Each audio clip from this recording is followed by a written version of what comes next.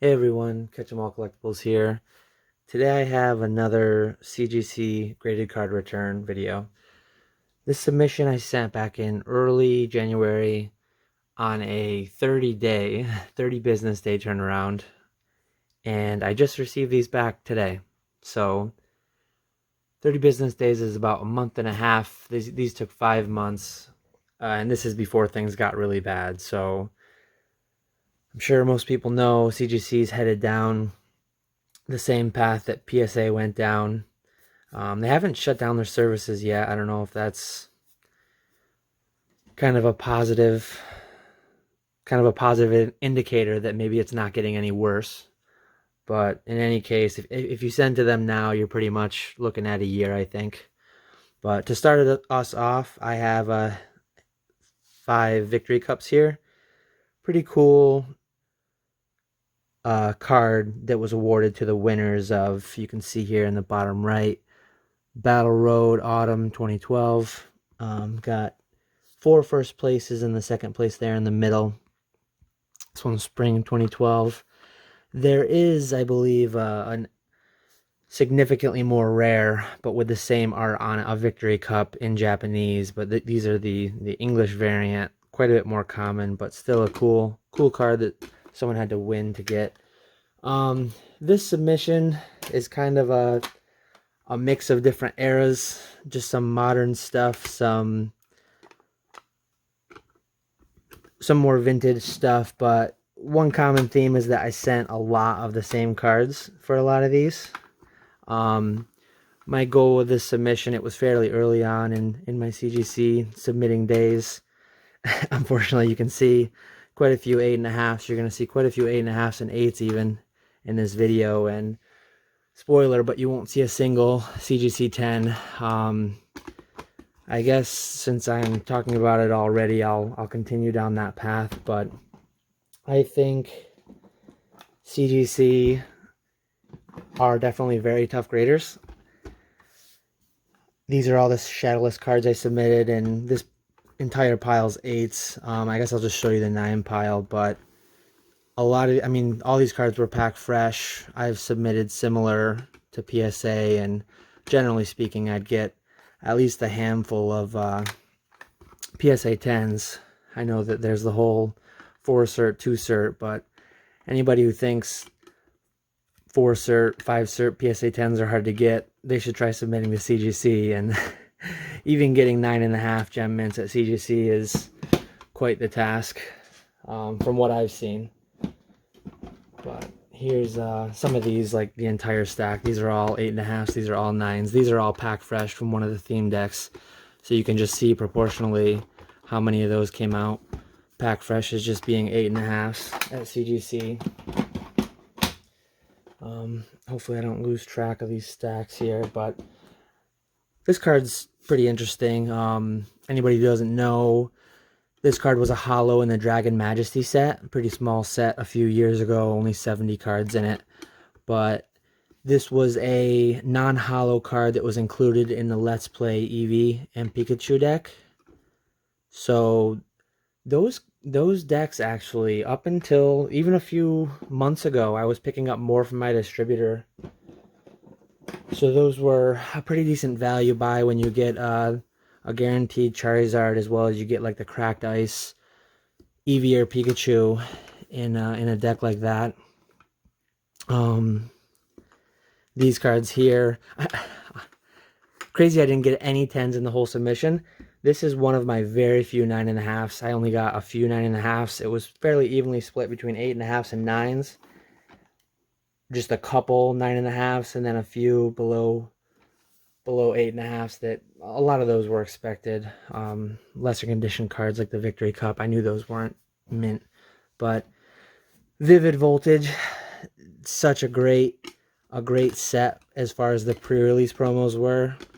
You've seen them in a lot of my previous videos. You'll see them even going ahead. I sent a lot out to PSA as well. You can't really go wrong. These are the first. I sent a lot of the Snorlaxes to so the staff ones, I expressed a lot of the Charizard and Lugia ones, but the Snorlax and Donphin, they weren't quite worth to me paying that much to grade them. I did actually have some Lugias here in bulk, the staff ones, but again, just I don't think there's been a better set as far as pre-release promos go with Lugia, Snorlax, Donphan, and Charizard.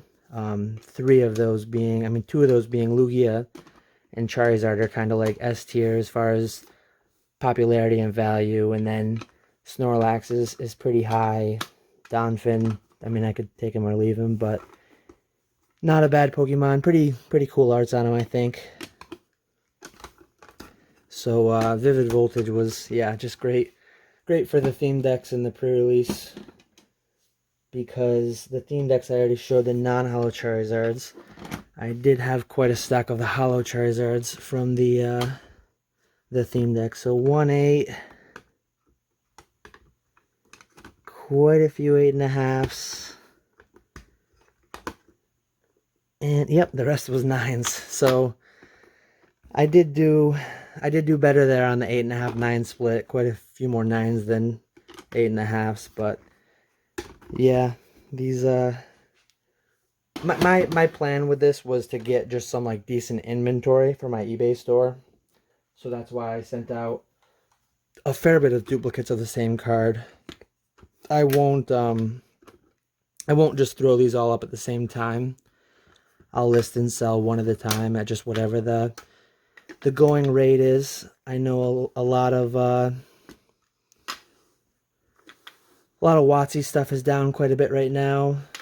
One thing that's kind of surprising me a fair bit is just the I can't get all these on screen. The fact that a lot of these modern cards, even in CGC cases, they're holding up pretty well, I think. I graded these back when it was only about, I want to say $11 or $12 per card with the discount I got for submitting so many. Whereas now, grading these same cards, you'd be, what are we at now? We're at 20-something a card with subgrades, I believe.